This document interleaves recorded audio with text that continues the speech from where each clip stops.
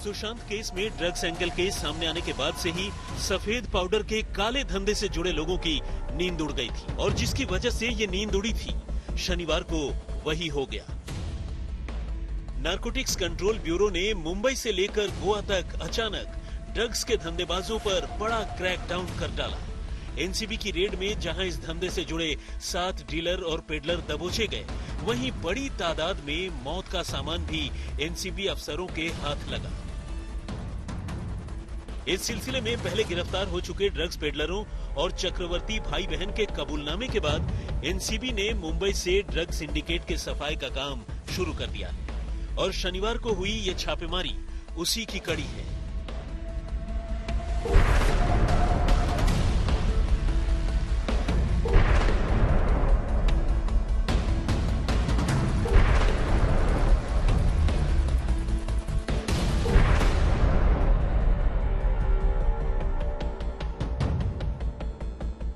NCB ने इस red की पहले से ही व्यापक तैयारी कर रखी थी।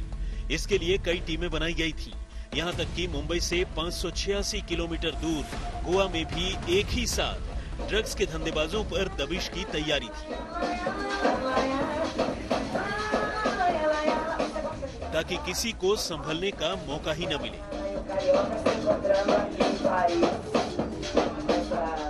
अपने इस मिशन में एनसीबी काफी हद तक कामयाब भी रही। सब कुछ इतने खुफिया तरीके से हुआ कि किसी को छापेमारी की कानो कान खबर तक नहीं हुई और शनिवार का दिन चढ़ते चढ़ते मुंबई में ड्रग्स के सबसे बदनाम डीलरों में से एक करमजीत उर्फ केजे समेत कुल 7 धंधेबाज पकड़ लिए गए। एनसीबी की टीम ने इनके पास से marijuana, बर्ड्स, वीड और कोकीन समेत कई तरह के हाई एंड ड्रग्स बरामद किए। असल में एनफोर्समेंट डायरेक्टरेट के फोन क्लोनिंग के बाद जैसे ही रिया और शौविक के ड्रग चैट सामने आए, एनसीबी इस मामले में सक्रिय हो गई। उसने ड्रग्स बेचने के इल्जाम में अब्दुल बासित परिहार और जैद विल्तारा को धर दबोचा था। इन्हीं दोनों की निशानदेही पर तीसरे ड्रग पेडलर कैजान इब्राहिम की भी गिरफ्तारी हुई, जो शौविक और रिया को ड्रग सप्लाई किया करते थे। लेकिन इसी कैजान इब्राहिम ने पूछताछ में एक ऐसे ड्रग डीलर का नाम खोल दिया जिसका मुंबई से लेकर गोवा तक नशे के इस काले साम्राज्य में अच्छा खासा दखल था और ये नाम था अनुज केसवानी का। जी हाँ, अनुज केसवानी इस धंधे की वो कड़ी है जिसे लोग बड़ी मछली के तौर पर जानते हैं। और जैसे ही केसवानी को पकड़ा गया, ड्रग्स के धंधे से जुड़े कई और चेहरों के बारे में एनसीबी को जानकारी मिलने लगी और इसी जानकारी की बिना पर शनिवार को एनसीबी करमजीत उर्फ केजे तक पहुंचने में कामयाब रही। नारकोटिक्स कंट्रोल ब्यूरो ने अनुज केसवानी नाम के एक ड्रग पेडलर को गिरफ्तार किया था। उससे पूछताछ के आधार पर यह छापेमारी की जा रही है। छापेमारी गोवा और मुंबई में की गई है। ऐसा बताया जा रहा है कि कई ड्रग पेडलरों को हिरासत में भी लिया गया है। हालांकि ऑफिशियली तौर पर नारकोटिक्स कंट्रोल ब्यूरो इस मामले पर खुलासा अभी नहीं कर रही है, लेकिन जानकारी के मुताबिक अभी इस मामले में कई और बड़ी गिरफ्तारियां हो सकती हैं। करमजीत उर्फ केजे ही वो शख्स है जिसका नाम शौविक चक्रवर्ती से पूछताछ में सामने आया था। दूसरे कई धंधों की तरह मुंबई में भी ड्रग्स के धंधेबाजों ने अपने अपने इलाके बांट रखे हैं और अब तक की जानकारी के मुताबिक केजे मुंबई के केपरी हाइट्स और लिटिल हाइट्स जैसे अपार्टमेंट्स और आसपास के रिहायशी इलाकों में ड्रग्स की सप्लाई किया करता था। केजे और उसके लोग सुशांत के हाउस मैनेजर सैमुअल मिरांडा के साथ साथ रिया के भाई शौविक को भी ड्रग्स की सप्लाई किया करते थे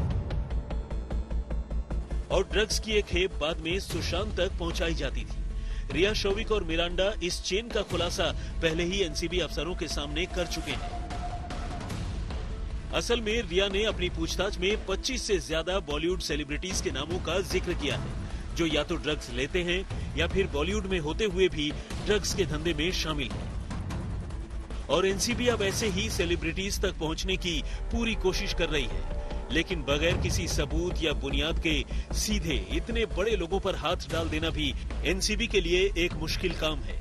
ऐसे में एनसीबी पहले इन बॉलीवुड सेलिब्रिटीज के इर्द गिर्द काम करने वाले या फिर उन्हें ड्रग्स पहुंचाने वाले धंधेबाजों तक पहुंचना चाहता है,